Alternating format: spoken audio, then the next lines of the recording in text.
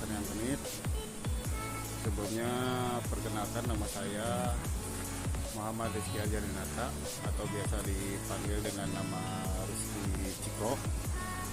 Lebih mudahnya lagi orang memanggil Ciko supaya lebih mudah orang ingat dengan nama Cikopi. Oke, sebelumnya ini merupakan objek wisata Sanyang Kenit, objek wisata yang berada di lokasi di Kampung Cisameng, Desa Raja Mandala Kulon, Kecamatan Cipatat, Kabupaten Bandung Barat, yaitu dari Jalan Raya Cipatat Raja Mandala sampai ke lokasi Sanyang Kenit dengan jarak tempuh 15 km atau 15 menit dari mulai perapatan Saguling. Sebelumnya di sini Sanyang Kenit dikelola oleh Pokdarwis, kelompok sadar wisata, yaitu oleh para pemuda wilayah sekitar yang berada di lokasi Cisameng, Cipanas, Bantar Caringin. Adapun kegiatan para penduduk di sini yaitu bertani dan juga berkebun, menanam jagung dan pohon pisang. Yaitu pisangnya diambil daun pisang sebagai pembungkus.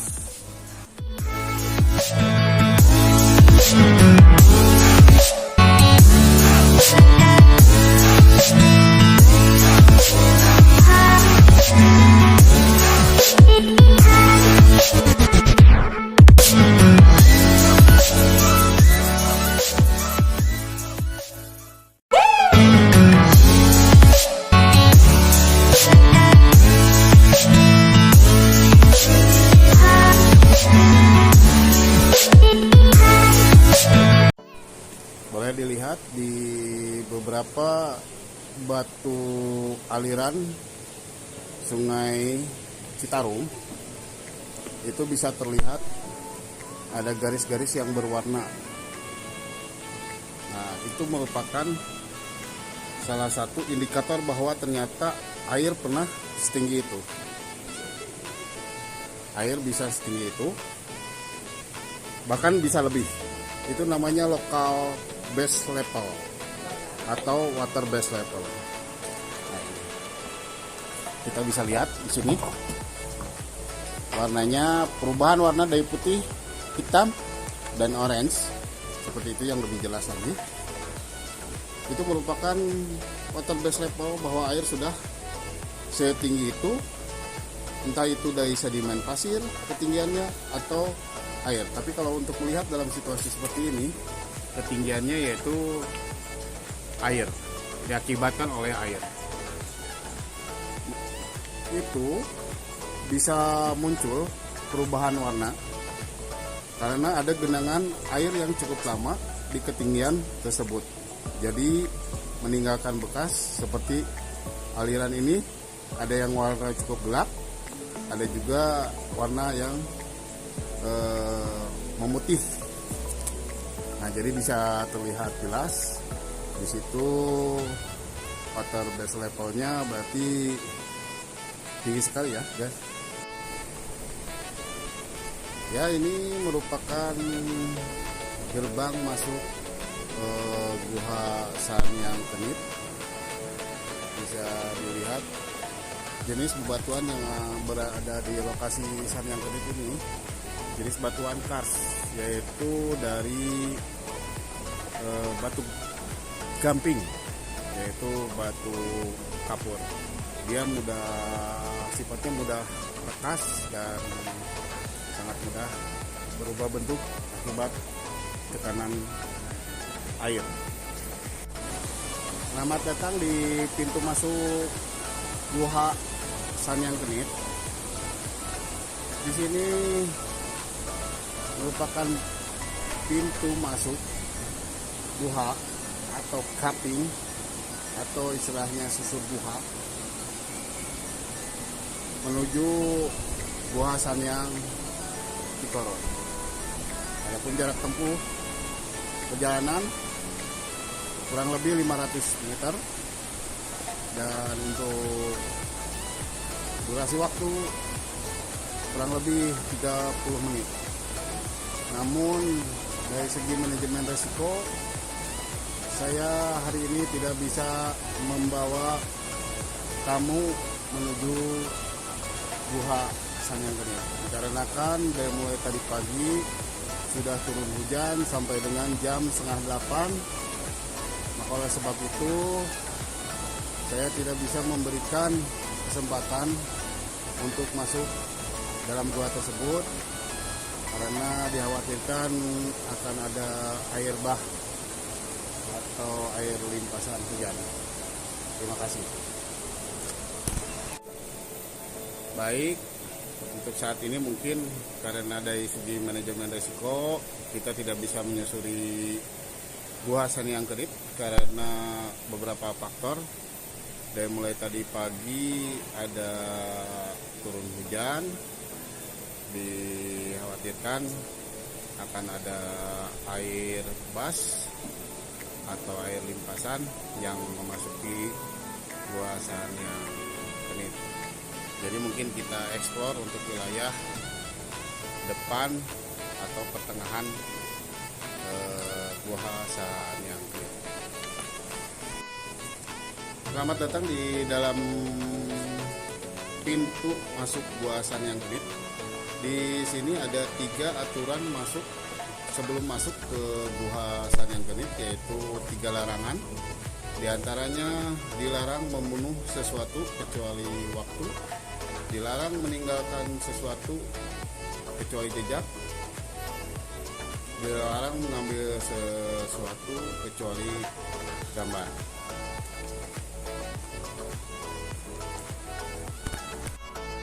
Baik, sekarang kita berada di dalam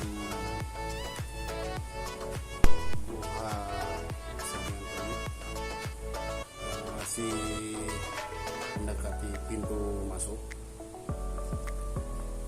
Di sini ada yang namanya stalagmit dan stalagtit. Apabila pengunjung memasuki gua, dilarang kelas untuk menyentuh stalagtit tersebut. Kenapa? Karena stalagtit dia akan kembali ke prosesi awal apabila ada sentuhan dari manusia seperti tangan jaya. Perkembangan stalagtit dia akan tumbuh 1 mili per tahun. Maka sangat disayangkan sekali stalagtit yang sudah berbentuk sangat besar dan dia disentuh oleh tangan-tangan jahil, maka dia akan berhenti. Untuk stalagtit yang aktif, maka dia akan berhenti dan kembali ke prosesi awalnya. Baik, dan kita harus menjaganya jangan sampai stalagtit tersebut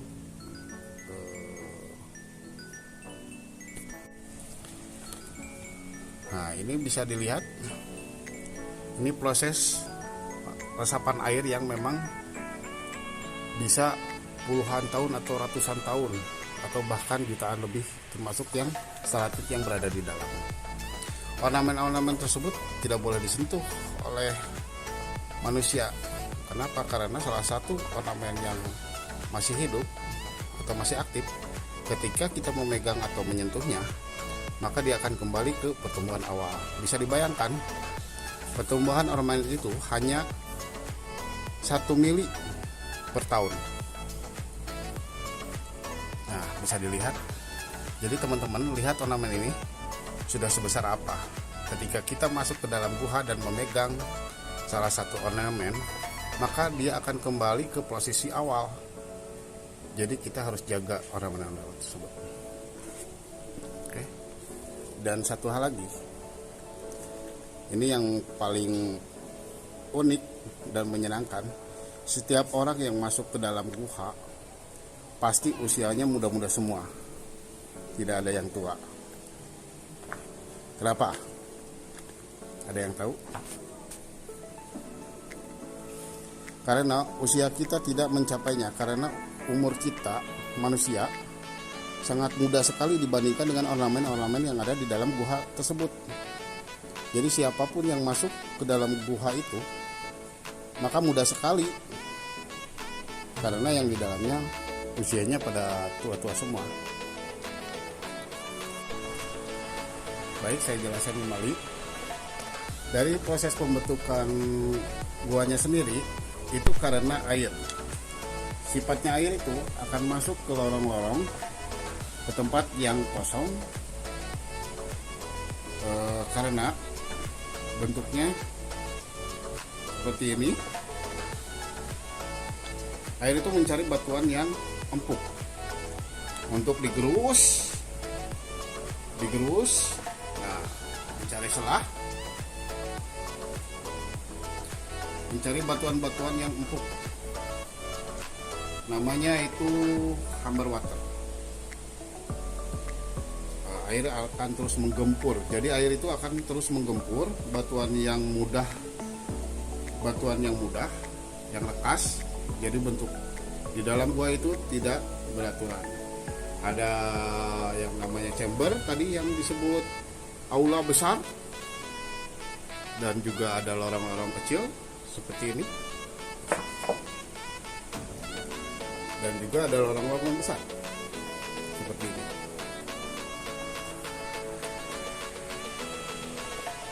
Jadi kita ketahui bagaimana air itu mengalir mulai dari retakan-retakan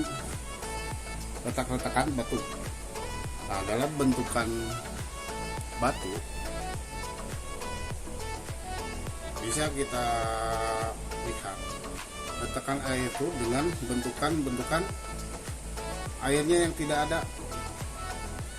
Ini airnya sedang surut, maka kita bisa buktikan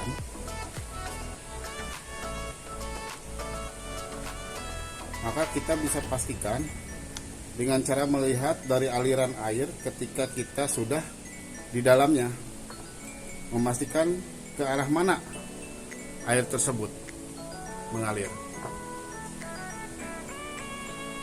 Nah, bisa dilihat ini akan terbentuk ketika sungai bawah tanah masih aktif. Nah, ini bentukannya. Air akan terus menggerus batuan-batuan yang mudah rekas.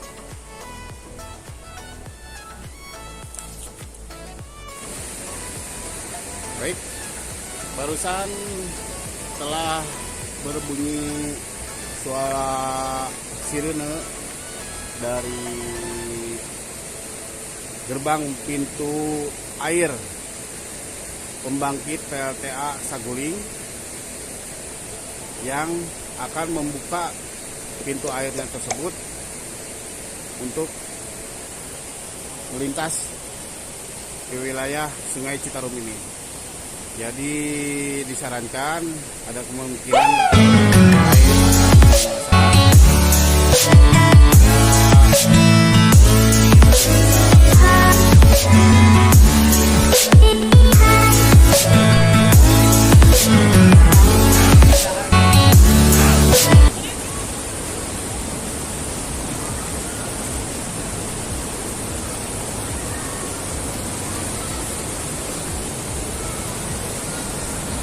saya ucapkan terima kasih banyak untuk para wisata yang telah singgah ke lokasi objek wisata